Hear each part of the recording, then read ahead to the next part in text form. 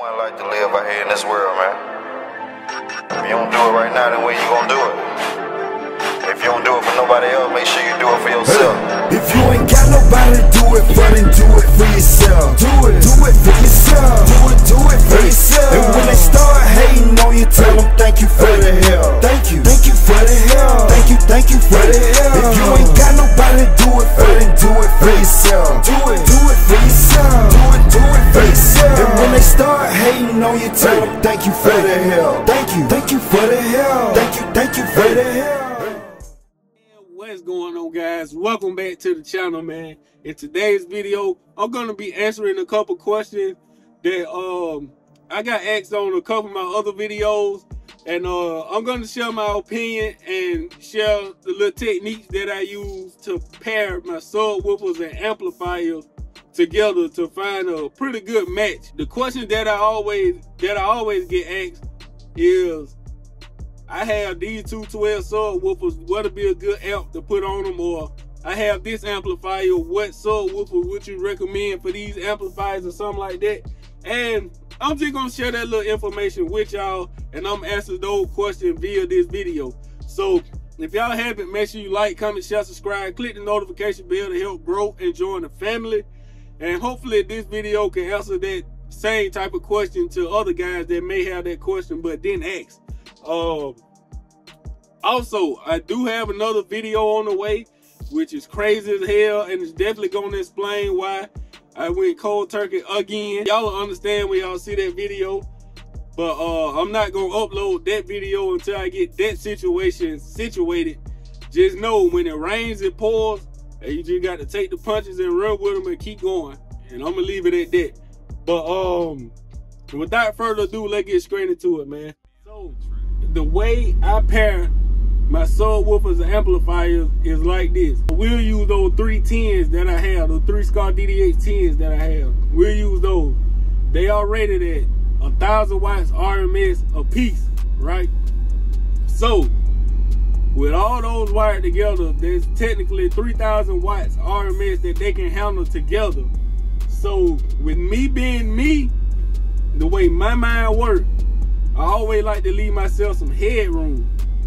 So with me knowing that those subs can take 3,000 watts RMS together, I'm going to start off looking at least a 5,000 watt amplifier, and that would leave me, in theory, 2,000 watts of headroom, in theory, which will help maximize their performance as well. You know, sometimes you can go a tad bit bigger on the amp, and you can help push your subwoofers a lot bit harder. If you ain't clipping them, you good. It'll leave me headroom for down the line. If I wanted to upgrade, I can upgrade. Now, say for instance, if I already had like a Taramps MD 8K or Smart 8K or whatever the case may be, or 8K, 5K, or whatever kind of amp it may be. Say for instance, I already got that. So I'm gonna be looking for subwoofers that'll handle at least 1,500 watts RMS. If I can get subwoofers that'll handle 1,500 watts RMS, especially if I know that that brand underrates their sub, or the sub can do its RMS rating and can do a little more on clean power. If I got 2 15s and their 1,500 watts RMS got an 8,000 watt amp, that bitch gonna slam. It's gonna definitely slam. You have to be careful and make sure your gains are set correctly, because 1 or 2 things can still happen. You can definitely overpower the subwoofer and kill it, depending on what brand it is. You can definitely overpower it and kill it, and you can also still clip it to death and kill it. So you have to make sure your gains are set properly. And if y'all don't know how to set your gains, go back a couple videos that I did. I got a video explaining that as well, guys. If I had to buy a subwoofer or an amp or something like that right there, I try to get something that I know gonna take an ass whooping. I'm just gonna leave it like that. I'm not gonna go just buy the cheapest of the cheap and expect for it to just show up, get the hell off. Like them Black Diamond Audio 8-inch subwoofers I have. They sound good for what they're made for. You see what I'm saying? They weren't made to be SPL subwoofers. So with me having 4 of them under the back seat of my truck, yes, it sounds good. Yes, it does. But me being a bass head and I like my shit loud as fuck, I like SPL type bass, but I also like sound quality. Those subs are kind of not like what I would, you know, recommend for somebody that's really looking to pound the goddamn block. Those are not the subs for that. They get hot real fast, and I really don't have a lot of pressure on those subs at all. I listen to a lot of music that plays a wide range of frequencies, but majority of the frequencies are in the low range.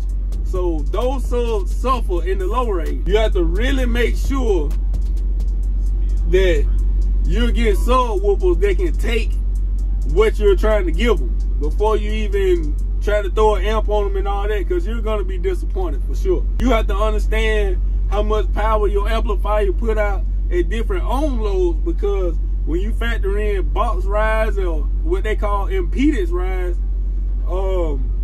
your amplifier ain't going to be putting out what it put out at 1 ohm. Just say your amplifier put out 2,500 watts at 1 ohm.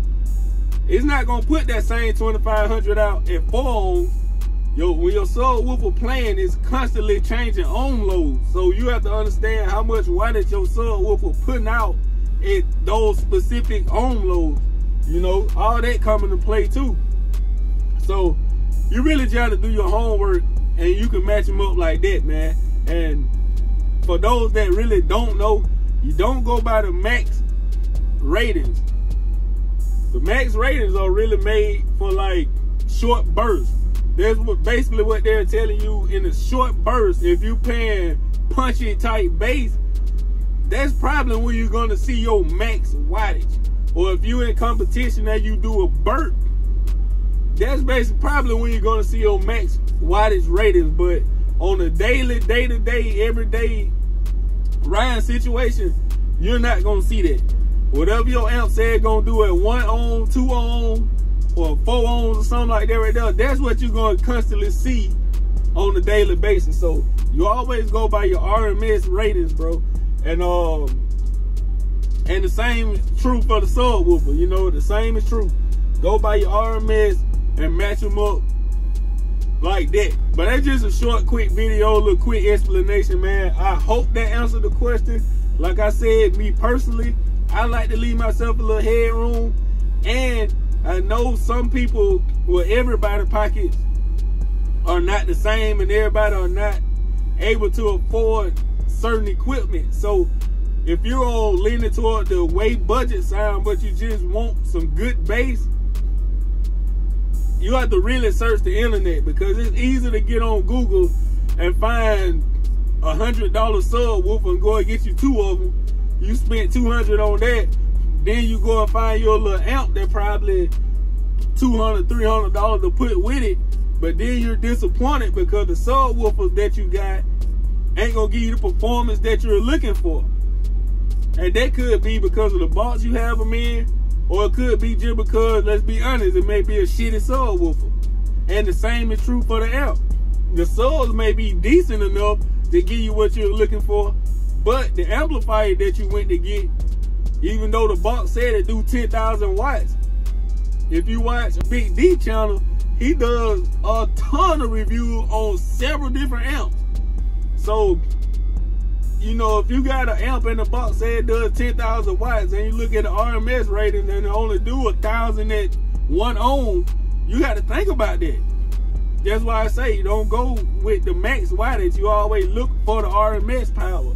And if you're looking for a good budget amp, like I said, y'all go over there and check out Big D channel, because that's all he do. He do reviews on expensive amplifiers. He does reviews on super cheap amplifiers, and there's a lot of gems out there that ain't gonna break your damn pocket. It's a bunch of them, and he exposes it every time. So you don't have to always go and spend a lot of money to get to achieve what you're trying to achieve. You know, with the right box, the right amp, and some decent enough subwoofers, you can really achieve what you're trying to achieve. But you have to do your homework to make that happen. You know, it's kind of easy to go against sundown subwoofers and the sundown amp, throw them in a box, and bam, plain and simple. But it's kind of a little tougher to try to find a banging ass budget setup. So you have to really do your homework if you're trying to stay budget friendly. You know what I'm saying? You have to truly do your homework. But there's a lot of factors that come to play when it comes to pairing amps and subwoofers, man. It really is. Like, you can find the best amplifier to go with those speakers and or those subwoofers, and you go on eBay and buy you one of those $100 prefab boxes and be disappointed like hell. But your amp and your subwoofers may be decent. You see what I'm saying? So you got to think about the type of box you about to put them in, the tuning on the box, all that. You got to think about all that, bro. So to answer the question is, what'll be a good amp to go with two 12-inch subwoofers? My answer to that question is a question in itself. How many watts RMS do those 12-inch subwoofers handle? Or if you have this amplifier and you asking what'll be good subwoofers go with the amplifier, how much power does that amplifier put out at 1 ohm, 2 ohm, and 4 ohm? And then you go from there. You try to find you some subwoofers within that same range, or they can handle a little more. So I answered that question with a question myself.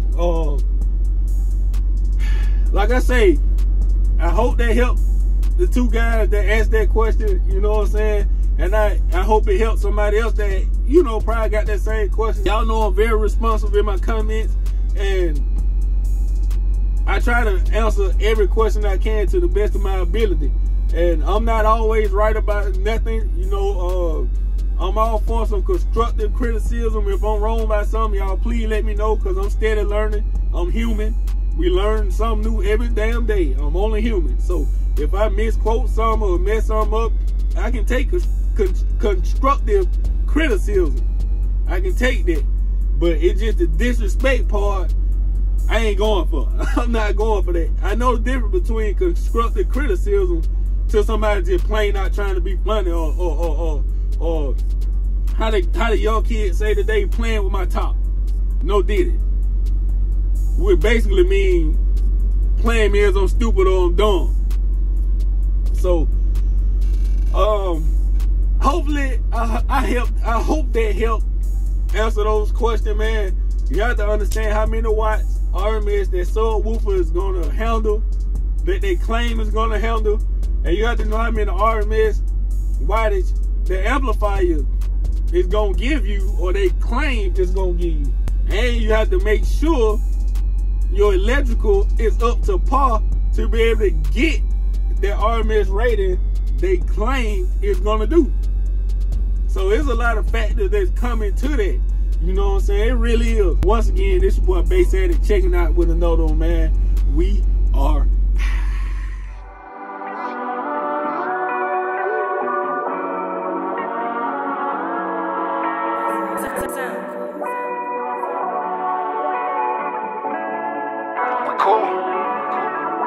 I had came through the jungle and swung through the trees. I touched you, little bitch, and I fly to me. I get high as a bird, talking high, I can see it. And tell you the truth, ain't no hiding me.